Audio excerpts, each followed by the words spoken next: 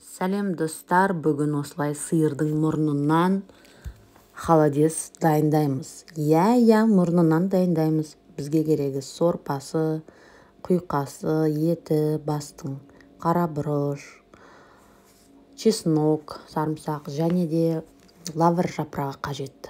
Маған тіркеліп, лайк басып, видеоның соңына дейін көріңіздер. Рахмет. Бізге ең алдымен енді сиырдың мұрнын осылай керек емес бездерінен тазалап аламыз. Ол үшін сиырдың мұрнын бөліп, ішіндегі керек емес жаңағы шеміршектерін, бездерін әбден тазалап аламыз. Міне көріп тұрғандарыңыздай, бізге керек емес қатты бөліктерін алып тастаймын. Осындай ішкі бөлігінде сиырдың холодецке қажет емес дүниелерін алып тастаймыз. Ендігі кезекте холодец жайлы айтып өтейін. Бұл қазақша дірілдекте деп аталады. Холодецті не үшін қолданады? Қыстың суық кезінде әсіресе көп желінеді, сүйіп жейтін тағамымыз. Бұның ішінде коллагенге, әртүрлі витаминге бай. Әсіресе коллаген өте көп кездеседі. Қарт кісілерге таптырмас ас себебі өте жұмсақ және өте дәмді болып келеді. Егер беттеріңізге әжім түспесін десеңіздер, қартаюдың алдын алғыларыңыз келсеңіздер, осындай холодецті тұтынуға ұсынамын. Себебі құрамындағы коллаген бет терісінің серпімді болуына өзінің үлесін тигізеді. Мінекей осылай ішіндегі мұрынның алдыңғы бөлігінің керек емес қатты шеміршектерін барлығын әдемілеп тұрып тазалаймыз.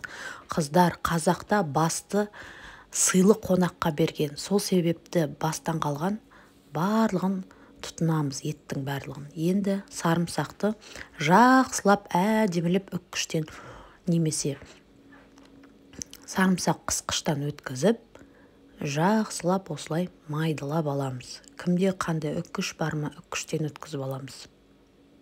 Мен тез қорытылады, оңай сіңілетін тамақтардың бірі болып табылады. Осылай сарымсақты әдемілеп өткізіп аламыз. Менде мұнда 3 дана үлкен сарымсақ болды. Мен ортасынан бөліп сарымсақты әдемілеп өткізіп алдым. Ендігі кезекте біздің етіміз бен құйқамызды блендердан өткізу. Ол үшін үйде қолда не бар сіздерде? Блендер бар ма? Ет тартқыш бар ма? Барлығын қолданамыз, қыздар. Қолдан тураса да болады. Міндетті түрде мына басымызды жақсылап тұрып қайнатамыз. Егер жас малдың басы болатын болса, сиырдың, онда ол шамамен 3-4 сағаттың ішінде әдемілеп баяу отта былқылдап піседі. Ал үлкендеу мал болса, онда 7-8 сағат пісірген жөн. Себебі балғын сиырдың басы не дегенмен үлкен сиыр болса, ол қатты болады құйқасы. Ал жас малдікі болса, ол жұмсақ болады. Енді осылай блендерлап аламыз. Және де еттің холодецте майда болғаны жақсы. Қыздар, қолмен турасаңыздар да майдалап, әдемілеп турағандарыңыз жөн. Бұның жаңағы жеген кезде барлық фишкасы осы еттің дәмділігінде, еттің сорпаның дәмділігінде, тұзының татымдылығында. Тұзын өздеріңіздің қалауыңыз бойынша, біреу аз тұздалған жақсы көреді, біреу жақсы тұздалған жақсы көреді. Енді міне көріп тұрғаныңыздай майдалап алдық. Сіздерге тағы да бір лайфхак айтайын. Егер осылай өткізген кезде ішіндегі құйқаларыңыз қатты болып өтпей қалатын жағдай болса, мысалы менде құйқалар ол клей, құйқа деген ол клей сияқты ғой. Сондықтан ол кейде үккіштен жаңағыдай блендердан да, ет тартқыштан да кейде өтпей қалады. Сол кезде сорпамыздан 1-2 ожау сорпа қосып жібереміз да. Міндетті түрде жылы болу керек, қыздар, сорпа. Қатты ыстық болса, мына жүздеріңіздің барлығын жаңағыдай жаман қылып жібереді. Ары қаратай тағы да өткізіп жібереміз 1-2 мәрте. Сөйтіп өзімізге керекті массаны қатты сондай жидкий болмау керек, қатты үлкен кесек-кесек болмау керек. Осындай майдаланып туралған болуы қажет. Енді осы блендердің ішінде қалған еттерді сорпаға құю арқылы жан жағын тазалап тұрып құйып аламыз сорпамызға.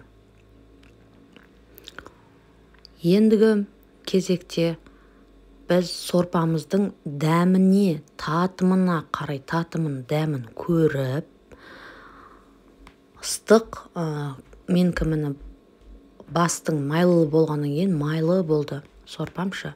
Енді газға қойып, отқа қойып, орташа отта жаңағы тұз, бұрышыңызды салып, қара бұрыш саламыз. Мінекей сарымсағымызды саламыз, лавр жапырағын саламыз.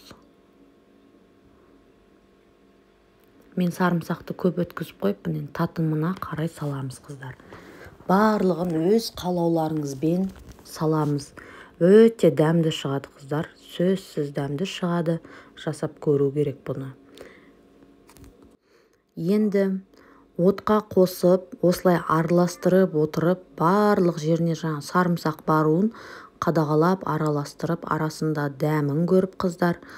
Массамыз қатты сұйық болмау керек, қатты қою да болмау керек, орташа масса болып шығу керек. Лавр жапырағы өзі ерекше бір дәм береді. Осылай әдемілеп, қыздар, араластырып, дәмін тұзын көріп, егер сіздерде қатты қою болып кетсе, кішкене 1-2 ожау сорпа қосып жіберсеңіздер болады. Мінекей, енді бір қайнатып, бұрқайтып алған массамызды үйдегі кез келген қандай ыдысыңыз бар, бірақ өте жұқа болмау керек. Мысалы, пластик болса, ол жұқа болмау керек. Осындай қалыңдау контейнерларға құйып шығамыз. Міндетті түрде контейнер болу шарт емес. Үйдегі шыны тәрелкелеріңізге де, өзіңізге формасы ұнайтын ыңғайлы кез келген ыдыстың ішіне құямыз. Осылай алдымен, қыздар, астындағы кішкене қоюынан құямыз, одан кейін бетіне құйып шығамыз сұйықтығын. Мінекей, менде осындай 3 шықты. Мінекей, қыздар, енді холодеціміз дайын.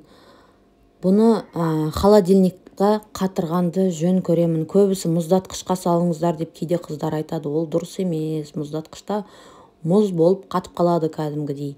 Сол үшін тоңазытқышқа салған холодильниктің ішіне, тоңазытқыш дейді ғой, соның ішіне салған дұрыс. Мінекей, өте етті, сорпасы да аздау, осындай бізге етті ұнайды. Еті көп, әдемі, дәмді холодец шықты. Осылай жасап көріңіздер, қыздар. Сөзсіз керемет, дәмі де, түрі де өте әдемі болып шығады. Мені тыңдағандарыңызға көп рахмет.